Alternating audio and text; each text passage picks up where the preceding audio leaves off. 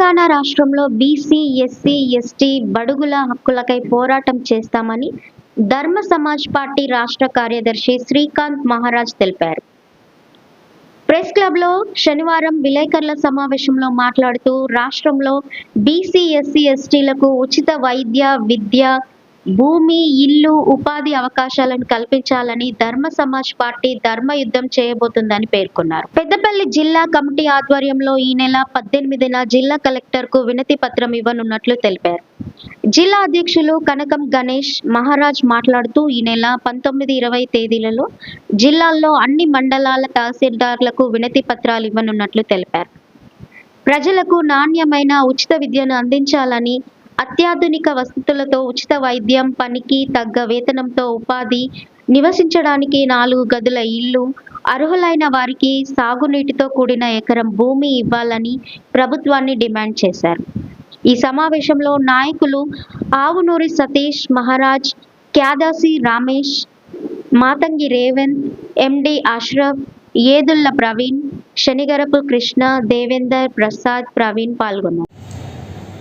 పెద్దపల్లి జిల్లాలో ఉన్నటువంటి నా దళిత, బహుజన, బీసీ, ఎస్సీ, ఎస్టీ, మైనార్టీ, అణగారిన వర్గాలందరికీ పేరు పేరున జై భీమ్ నమస్కారం తెలియజేస్తూ, నా పేరు శ్రీకాంత్ మహారాజ్. నేను ధర్మ సమాజ్ పార్టీ రాష్ట్ర కార్యదర్శిగా పెద్దపల్లి జిల్లా ఇన్ఛార్జిగా పనిచేస్తూ ఉన్నా. ఈరోజు మనం పెద్దపల్లి జిల్లాలో ప్రెస్ మీట్ ఏర్పాటు చేయడానికి ప్రధాన ఉద్దేశం ఏంటి అని అంటే,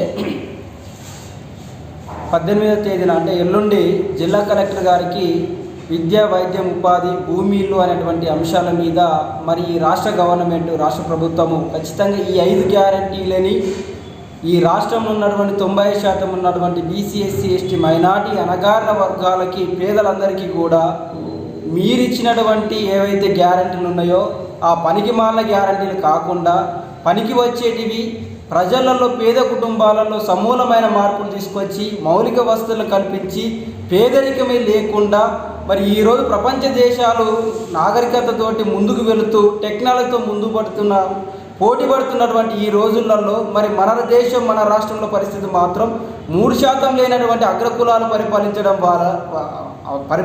వల్ల అణగారిన వర్గాలైనటువంటి బీసీ, ఎస్సీ, ఎస్టీలంతా కూడా అన్ని రంగాలలో సామాజికంగా, ఆర్థికంగా, రాజకీయంగా ఇంకా వెనుకబాటుతనానికి గురైపోయి వీళ్ళంతా కూడా ఈరోజు పేదరికంలో మగ్గడానికి ప్రధాన కారణం ఏంటి అని అంటే విద్య లేకపోవడం, ఒకటి వైద్యం సరిగా లేకపోవడం, చదువుకున్నటువంటి ఎంతోమంది నిరుద్యోగ యువతకి ఉపాధి కల్పించకపోవడం, వేలాది మంది, కోట్లాది మంది ప్రజలకి కూడా ఈరోజు భూమి లేకపోవడం, అదేవిధంగా ఇల్లు లేకుండా చాలామంది రోడ్ల మీద పడుకున్నటువంటి పరిస్థితి ఇదే దేశంలో కోట్ల మంది ఉన్నారు.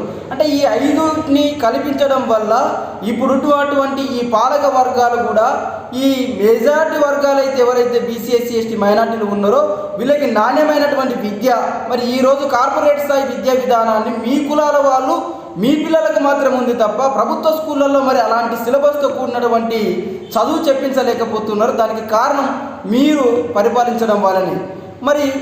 ఈరోజు విద్యా విధానంలో చూసినట్లయితే ఒక గవర్నమెంట్ స్కూల్కి పోయేటువంటి పిల్లగాడికి సరిగా నాణ్యమైనటువంటి విద్య అందకపోవడం, పౌష్టికాహారం లేకపోవడం వల్ల ఈరోజు కాంపిటీషన్లలో అద్భుతమైనటువంటి సిలబస్తో కూడుకున్నటువంటి సిబిఎస్ఈతో ఉన్నటువంటి కార్పొరేట్ స్థాయి విద్యా విధానంలో చదువుకున్నటువంటి స్టూడెంట్ తోటి పోటీ పడలేకపోతున్నాడు. దానికి కారణం ప్రభుత్వ స్కూళ్ళను తీర్చిదిద్దాల్సినటువంటి అవసరం ఉంది, కానీ ఆ పని మీరు చేయరు. అదేవిధంగా గవర్నమెంట్ స్కూళ్ళను చూసినట్లయితే చాలా దారుణంగా ఉన్నది. ఈరోజు అన్ని పరికరాలు కూడా బయట చేసుకున్నటువంటి పరిస్థితి. ఏదో పేరుకి మాత్రం అట్లా కట్టి వదిలేసిలే తప్ప దాంట్లో సరిగ్గా డాక్టర్లు ఉండరు. దాని ఏది వచ్చినా, ఏ జబ్బు వచ్చినా కూడా ఈరోజు పౌష్టికాహార లోపంతో అనేక జబ్బులు పడేది మా పేద దళిత, బహుజన కులాలు.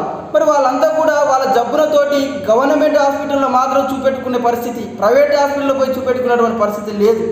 గవర్నమెంట్ పోతే ఈరోజు ప్రభుత్వంలో ఉన్నటువంటి ప్రభుత్వ ఆసుపత్రులలో ఇచ్చేది ఒక డోర్ 650, ఏ రోగానికైనా డోర్ 650 తప్ప మరొక ట్యాబ్లెట్ ఇచ్చే పరిస్థితి లేదు. అదేవిధంగా వాళ్ళకు టెస్టులు చేయించేటటువంటి పరిస్థితి కూడా లేదు. విద్యా విధానం ఇంత దారుణంగా ఉంది, వైద్యం దారుణంగా ఉంది. చదువుకున్నటువంటి లక్షలాది మంది యువతకి ఈరోజు ఉపాధి లేకుండా బొంబాయి, మస్కట్కి పోయేటువంటి దుస్థితి మన రాష్ట్రంలోనే ఉంది. అటు మహబూబ్ నగర్ చూసుకున్నట్లయితే అటు పక్కకు పోయి అటు పక్క రాష్ట్రాల్లో చూసుకుంటారు, ఇటు వచ్చి ఆదిలాబాద్, పెద్దపల్లి జిల్లాలో చూసుకున్నట్లయితే వీళ్ళు మహారాష్ట్రకి పోతారు, లేకపోతే దుబాయ్కి పోతారు. జగిత్యాల వాళ్ళంతా కూడా.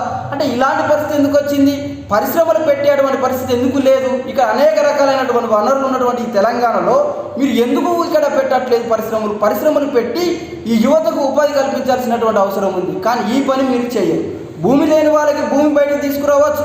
ఈరోజు మీరు ఎవరెవరికో ఇండస్ట్రియల్కి తీసుకొచ్చి పెట్టుబడులు పెట్టుకుని భూమి ఇస్తున్నారు, కరెంటు ఉచితంగా ఇస్తున్నారు. కానీ పేదలకి ఈరోజు ఒక గుంట భూమి లేకుండా అల్లాడుతున్నటువంటి పరిస్థితి ఈ రాష్ట్రంలోనే కోట్ల మందికి ఉన్నది. వాళ్ళకి భూమి పంచేటువంటి పరిస్థితి మీరు చేయరు. అదేవిధంగా ఇల్లు లేని వాళ్ళంతా కూడా చాలామంది ఉన్నారు. మరి ఇల్లు కూడా కట్టించాల్సినటువంటి అవసరం ఉన్నారు. ఈ 5 గ్యారెంటీలు మీరు పకడ్బందీగా ఖచ్చితంగా చేయాల్సిందే. కానీ మీరు పెట్టినటువంటి దిక్కుమాలినటువంటి పథకాలను తీసుకొచ్చి గ్యారెంటీలని ఇక్కడ మా అణగారిన కులాలను మోసం చేస్తున్నారు. మరి దీన్ని ఖచ్చితంగా ధర్మ సమాజ్ పార్టీ ఖండిస్తున్నది.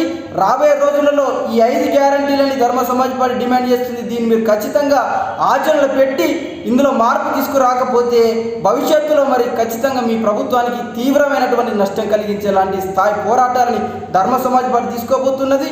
మా అధినేత విశారం మహారాజ్ గారు త్వరలోనే ఈ అంశాల పట్ల తెలంగాణ రాష్ట్రంలో ఉన్నటువంటి ఈ 5 అంశాల పట్ల మా ప్రజలకు చైతన్యం కల్పించి భారీ స్థాయి పోరాటాలకు మరి జనవరి 5వ తారీఖున పెద్ద ఎత్తున మా భూమి పాదయాత్ర అనేటువంటి పేరుతోటి మరి 3 సంవత్సరాల 3 నెలల 11-15 రోజుల పాటు మరి సుదీర్ఘ పాదయాత్ర 15,000 కిలోమీటర్ పాదయాత్ర చేయడానికి శ్రీకారం చుట్టబోతున్నారు.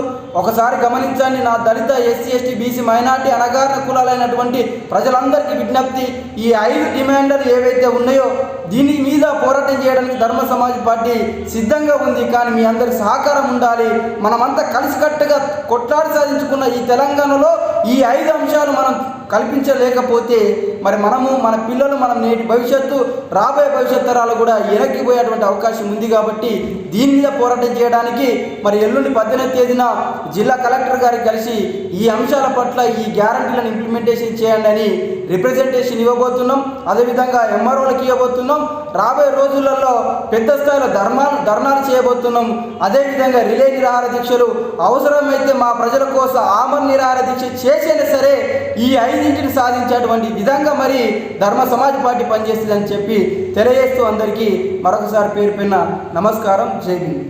అందరికీ జై భీమ్, జై భారత రాజ్యాంగం. నా పేరు ఆవునూరు సతీష్ కుమార్, పెద్దపల్లి జిల్లా ధర్మ సమాజ్ పార్టీ కార్యదర్శిని.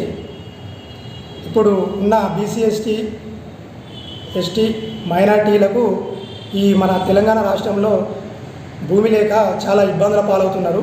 అలాగే ఈ పెద్దపల్లి జిల్లాలో కూడా అగ్రవర్ణాల చేతిలో పరంపోగు భూములు, బీడు భూములు చాలామంది చేతిలో ఎకరాల కొద్దీ ఉన్నాయి.